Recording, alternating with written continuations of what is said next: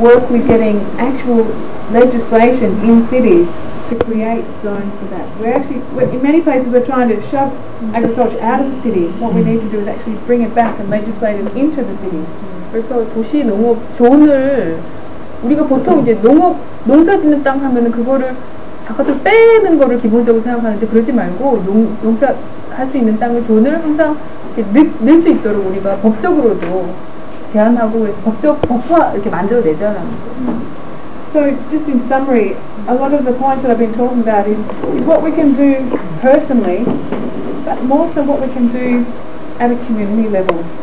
And really coming back to the food issues as being one of the most significant ways I think we can make a difference as quickly as possible.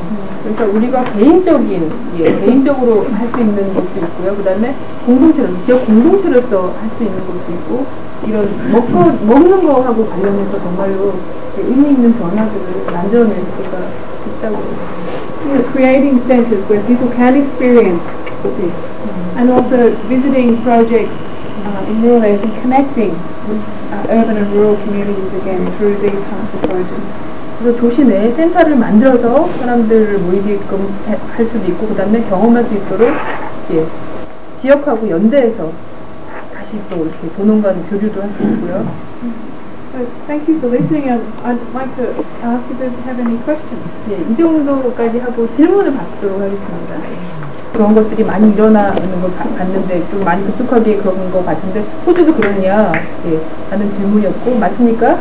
두 번째 같은 경우는 그리고 이제 퍼머컬처가 더 여기에 오스트레일리아의 경우에는 더 적합한 건지 아니면 더 인기가 많은지 아직은 그 다음에 두 번째는 직접 설명하시는 것도 괜찮아요. 제가 이해할 때는 직접 하시겠어요? 두 번째는 이제 정치적인 합의 이런 게 지속 가능한 사회를 만들고 퍼머컬처 차원에 나해해 가기 위해서 정치적인 합의 이런 게 중요할 텐데 어떤 리더십이라든지 우리나라처럼 이당 같은 문제라든지 어떤 의사결정 체제가 그러니까 의사결정 구조에 대한 질문. So transition towns are taking off in Australia and taking off in many parts of the world. It seems to be an idea that's resonating with a lot of people and a lot of communities, particularly in the face of people, climate change and the current financial crisis that happened. It's an idea that the time is now. 그러니까 전환마을, 전환 도시라는 이런 개념들은 호주도 마찬가지고 전 세계적으로 사실 이제 일어나고 있는데, 그럴 수밖에 없는 게 시기적으로 석유 문제, 기후변화 이런 것들로 하여금 사람들로 하여금 생각하지 않을 수 없게끔 시기적으로 지금 되고 있다는 거죠. And just to make the connection, transition towns is something that came out of permaculture. It has at its foundation permaculture ethics and permaculture principles. It's really a way to redefine permaculture in a community activism sense. 그러니까 전환마을이라고 했을 때 이게 퍼머컬처랑 완전히 다른 게 아니라 퍼머컬처의 기저를 두고 이 윤리라든가 철학의 그 바탕을 두고 좀 더 큰 규모, 큰 지역 공동체고, 그 다음에 이거를 좀 뭐라 그러죠? 액티비즘을 갖고 하는 그런 거라고 더 생각을 하시면 되겠어요. And the question about whether permaculture is more, is permaculture more applicable in Australia than it is in other places? Is that the question? Yeah. I actually think that it's taken off far more in places like Indonesia, India and Africa, where there's a far greater need for doing things in a more efficient way, I suppose, ways of tweaking traditional practices that can help people live a better quality of life. Where we're too overdeveloped and too wealthy, it's kind of, people like it as a hobby, but it's not really taken seriously yet.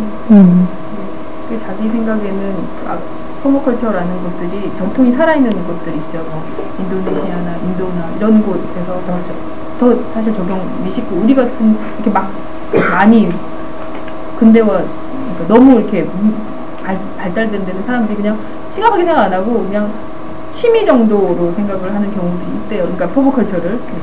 I mean, it's very popular in a lot of overdeveloped countries. but it's more from a sort of a lifestyle choice. I choose to live more sustainably, and this is a set of principles that help me to do that. 개발이 많이 된 나라에서는 보다 우리 삶의 양식이고 항상 이 선택의 문제, 양식을 바꿔나가는 그 문제라고. I think the current area where permaculture is spreading very quickly is all throughout the countries in South America.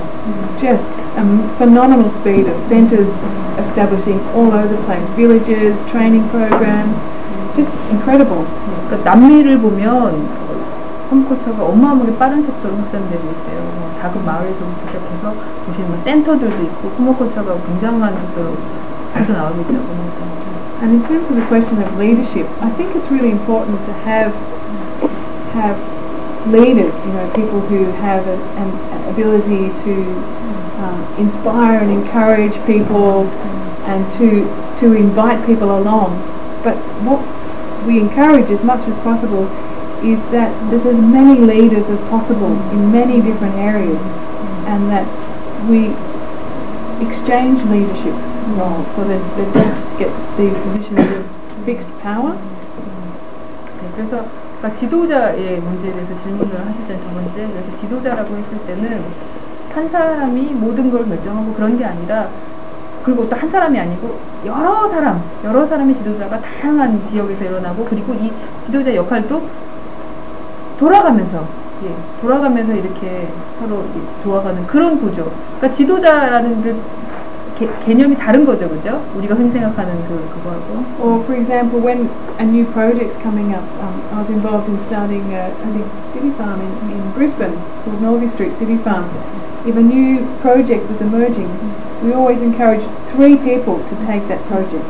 So if one went away or one got sidetracked, there'd still be someone else. So never leaving it just on one person's shoulder to feel the stress and the weight of it, or for it to be unsustainable to fall over so quickly. So having 3 or more people at the floor. 그리고 이분이 이제 브리즈번에 도시농장 그런 프로젝트를 하나 하셨을 때, 그때는 지도자를 항상 3명, 최소 3명. 왜냐면 바쁘잖아요. 서로 바쁘고 뭐 이러니까 한 사람이 바빠서 어디 갈 수도 있고 뭐 이러니까, 그렇게 되면 한 사람만 했을 때는 그 사람한테만 다 집중이 되는 거잖아요. 그렇지 않도록 조금 더 나누어질 수 있고, 이렇게, 그럴 수 있도록 한 3사람씩을 이렇게 뽑아서 대표를 하게 했었다고요. And always